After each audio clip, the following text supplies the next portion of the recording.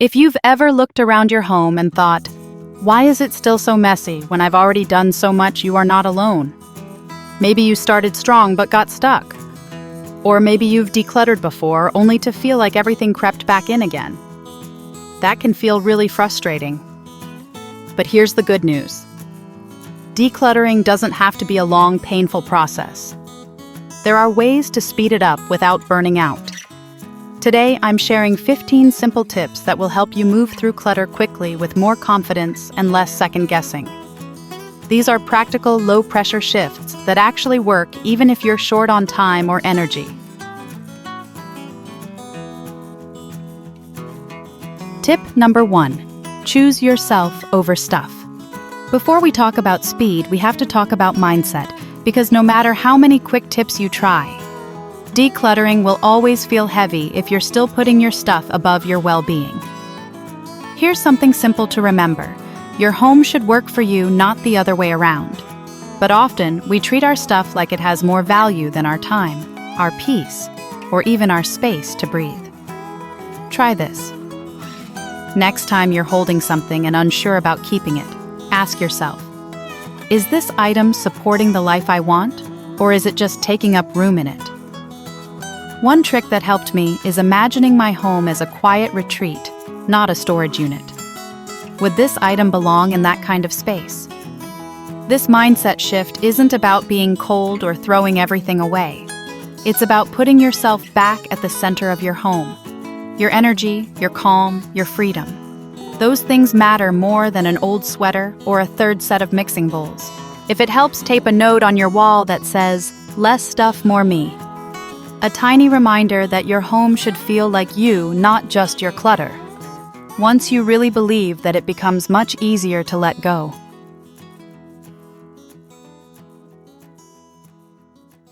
Tip number 2. The clear yes rule. One of the fastest ways to declutter is to stop debating with every single item. Instead, use the clear yes rule. If something doesn't make you say yes, absolutely without overthinking, then it's a no.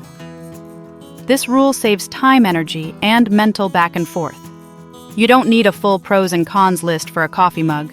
You just need clarity. For example, I had a drawer full of half-used notebooks. Some had one quote I liked. Others just reminded me of a stressful season. None of them were a clear yes. So I recycled all but one, the one that felt inspiring when I touched it. Think of it this way: when you're shopping, you don't buy a shirt that's just okay. You buy it when it feels right. Decluttering is the same. You're choosing what stays, not just what goes. And remember, not sure means no, at least for now. You can always revisit it later. But the clearer you are, the faster it goes. If it helps, try saying each item out loud. Do I love this? Do I use this? If you can't answer with confidence, you've already got your answer.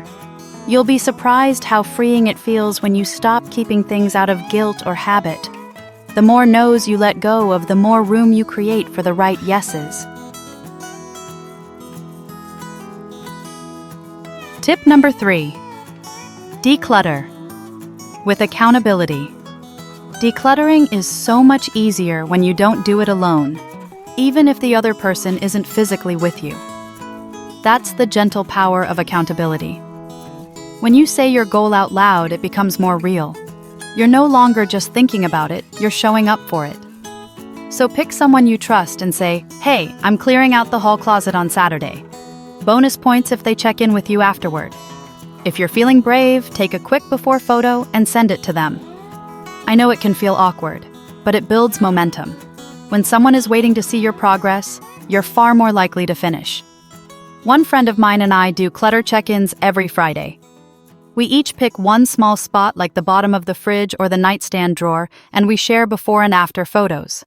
It turns something ordinary into something worth celebrating. And if you live with family, don't hesitate to include them. Even kids can be amazing partners. You can say, "Can you help me make this room feel calmer?" It's not just helpful. It's a way to teach them what a peaceful space looks and feels like. Most of us were never taught how to manage this much stuff. So asking for support isn't a weakness. It's wisdom. Don't declutter in silence. Be brave and say, "Will you check in on me?" or want to do it with me. You'll go further and feel lighter when someone's cheering you on.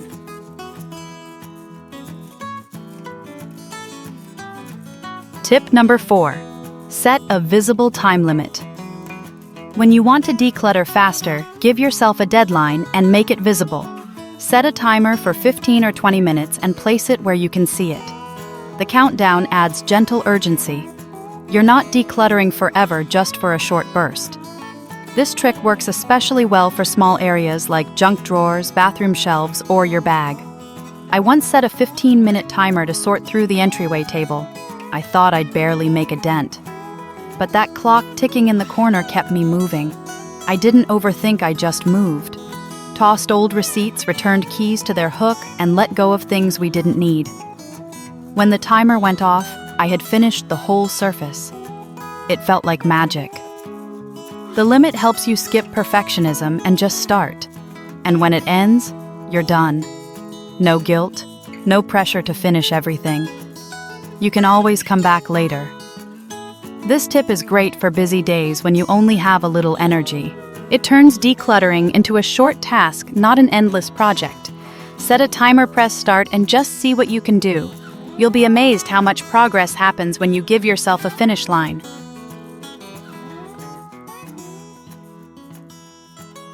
Tip number 5. Use a laundry basket. Sweep. One fast and satisfying method to reset a messy space is what I call the laundry basket sweep.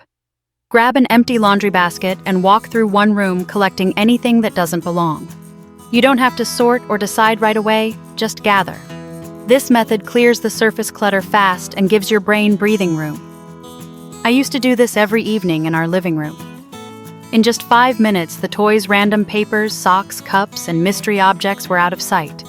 Later, I'd sit down with the basket and quickly put away what we're keeping, toss what's trash, and donate anything we don't use. If you have kids, it's even better. Hand them their own mini basket and say, "Collect your stuff." It becomes a game. The best part is this sweep gives you that instant clean room feeling without needing hours.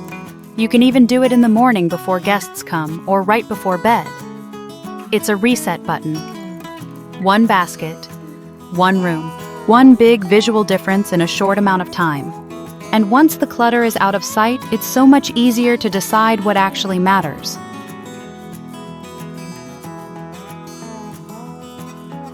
Tip number 6. Declutter as you go. You don't always need a big chunk of time to declutter. You can do it in tiny moments throughout your day. It's called decluttering as you go, and it's one of the easiest habits to build. The key is this. Whenever you touch something, ask yourself, do I still need this? If not, let it go right then. For example, while brushing your teeth, you might notice 3 half-used products you haven't touched in months. Toss them. Done. No extra time needed. Or when you open the fridge before dinner, get rid of that expired sauce in the back. I've decluttered entire bathroom drawers just by letting go of 1 or 2 things every time I opened them. It's quick, it's natural, and it doesn't feel like a chore. This habit works because it turns regular moments into opportunities. You're not waiting for decluttering day, you're clearing little by little in real life. Over time, it becomes automatic. You stop walking past clutter and start clearing it without stress. The best part. Your home stays lighter without big cleanouts. You're always making progress without even putting it on your to-do list.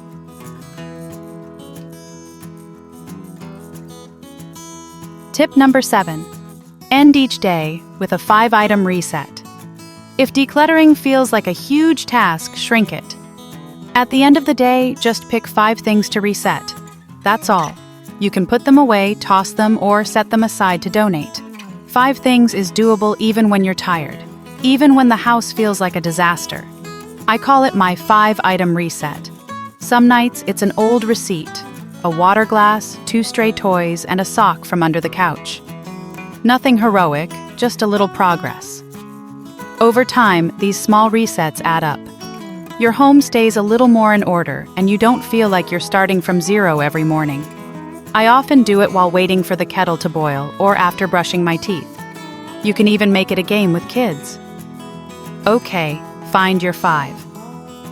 It becomes a rhythm, not a chore, and it helps you notice things before they pile up. One tiny reset today is one less mess tomorrow. You don't need a perfect evening routine. Just 5 little actions that say I'm closing this day with care. I'm choosing order even in a small way, and that's enough.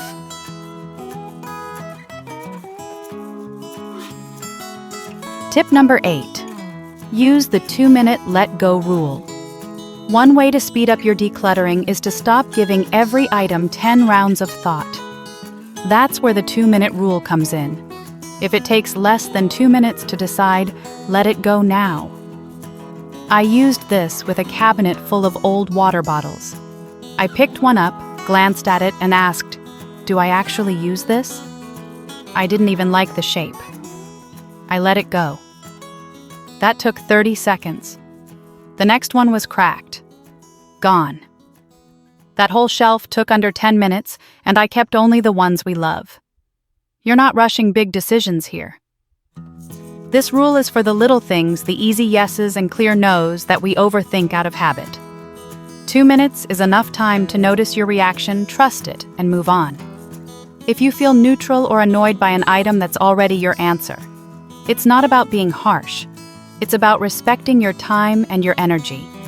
There's a difference between worth deciding on and not worth holding on to. Most of our clutter isn't precious, it's just postponed. And the more you practice quick decisions, the easier it gets. So next time you're hesitating over a chipped mug or a stretched out t-shirt, set a quiet 2-minute timer in your head. If it's not a yes by then, it's probably a no.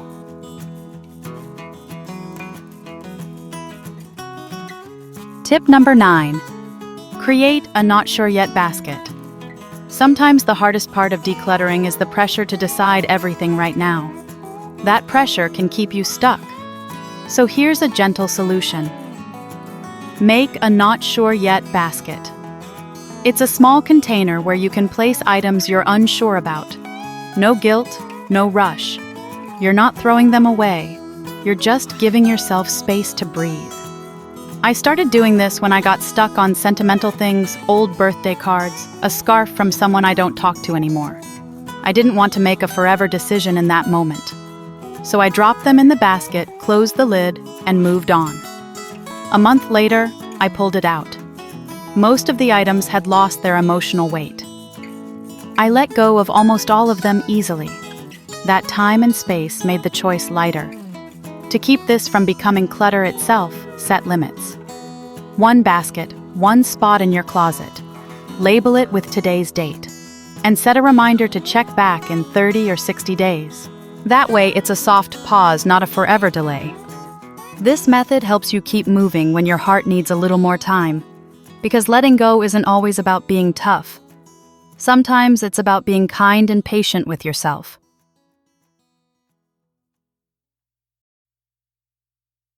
Tip number 10. Choose donation over selling. Let's be honest, donating instead of selling can feel like a hard choice, especially if money is tight. It's tempting to think, maybe I could get something for this. But holding on to items just in case you might sell them someday often creates more stress than it's worth. Here's a helpful question. Would I pay someone to store this for me while I wait to maybe sell it? If the answer is no, it might be time to donate. Try setting a sell or donate limit. For example, only sell items worth over $100 or whatever amount makes sense for your time and energy. Everything else, let it go.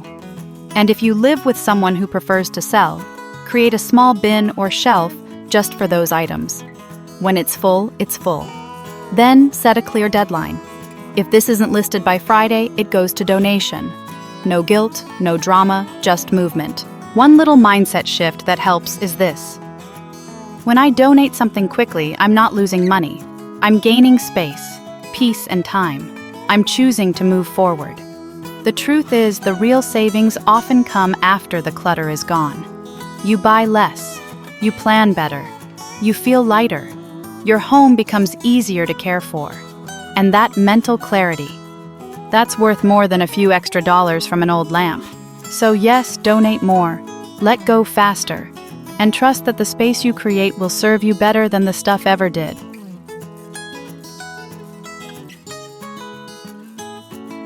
Tip number 11. Make some distance. Sometimes the hardest part of decluttering isn't the stuff, it's the emotions tied to it. That's why tip number 5 is to give yourself space, literally. If you're stuck on certain items, especially sentimental ones, try this. Box them up, label them, and set them aside. You're not throwing them out. You're just creating a little breathing room. This space helps you see more clearly. When something is no longer in front of you every day, you often realize you don't miss it as much as you thought. And that emotional distance. It gives you power to make a calmer decision later. To keep this from turning into a storage trap, set gentle boundaries. Maybe one small bin per person in your home, or one shelf in the garage. Label the box with what's inside and today's date. Here's the key: set a reminder to revisit it. Maybe in 3 or 6 months. If you haven't needed or even thought about the stuff inside, you'll likely be ready to let it go easily. You can even pack it as if you're donating it. That way, if you decide to part with it, it's ready to go. This method isn't about avoiding hard choices. It's about softening them. Giving yourself a little time and distance can make all the difference when your heart isn't quite ready but your home is.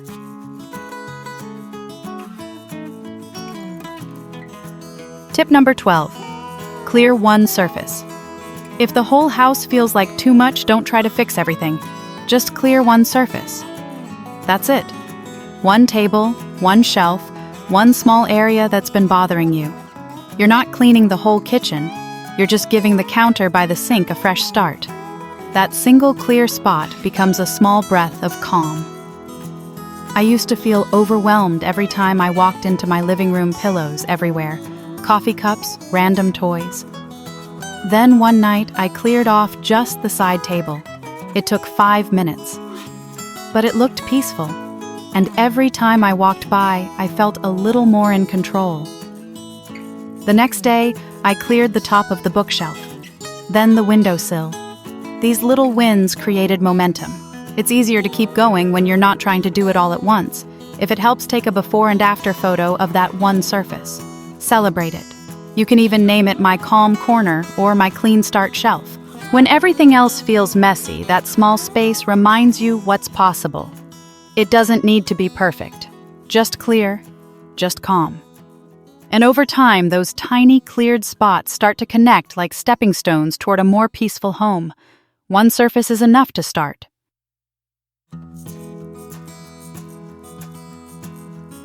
Tip number 13. Group like with like. One simple but powerful habit when you're decluttering is to group similar items together. This helps you see what you actually have and what you no longer need. Sometimes clutter builds up not because we have too much stuff, but because things aren't where they belong. A marker here, a marker there, and suddenly you're buying more when you already had plenty. In this space, I found a basket that used to be for markers. Over time, it had become a catch-all for random things. So I gathered all the markers from around the room and put them back. Then I added a label. That small step makes a big difference. Labels help everyone know where things go and where to put them back. It keeps systems simple. While I was at it, I also put some books back and donated one we were done with. It felt good to make quick decisions. We also needed a dictionary, and instead of buying one right away, I waited. A neighbor happened to have one they didn't need and gave it to us. That little pause saved money and brought connection too. This tip is really about giving every item a home. When things have a clear place, cleanup gets easier and less frustrating. And as for the plastic spider ring I found in the corner, that one's definitely ready to go.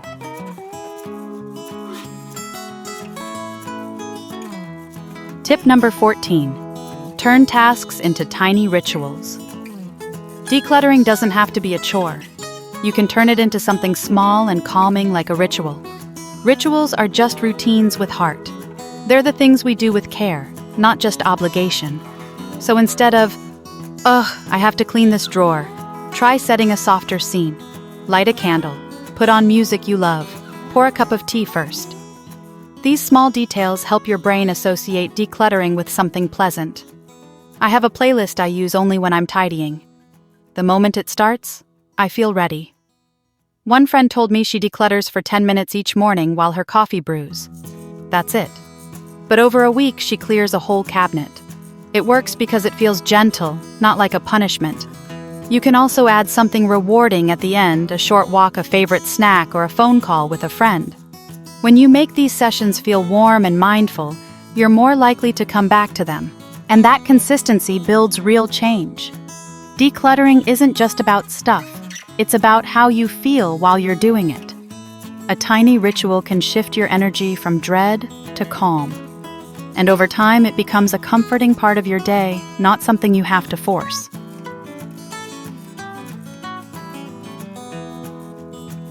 Tip number 15. Use visual limits, not just willpower.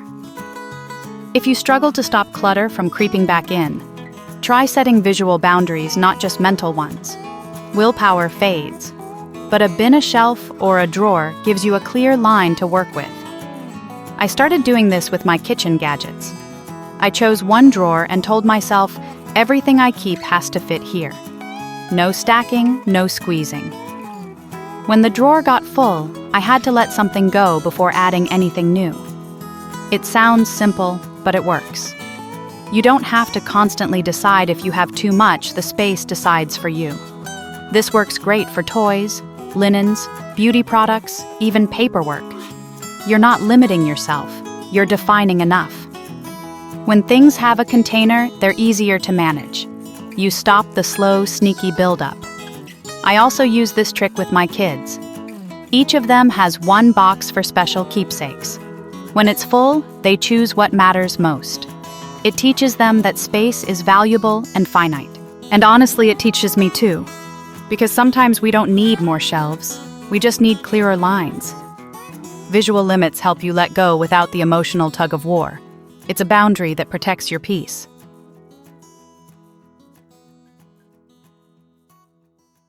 If even one of these tips made decluttering feel a little lighter today, I hope you'll give it a try. You don't have to do them all, just start with one. Let it support you. Let it be enough for now.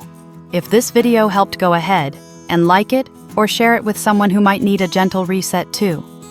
And if you want more simple, real-life ways to make your home feel calmer, don't forget to subscribe. I'd love to have you here. Tomorrow's video will help you get even clearer. We'll walk room by room and look at exactly what's worth letting go.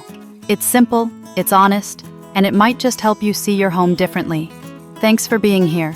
You're doing better than you think. I'm really glad you're on this journey with me. See you tomorrow.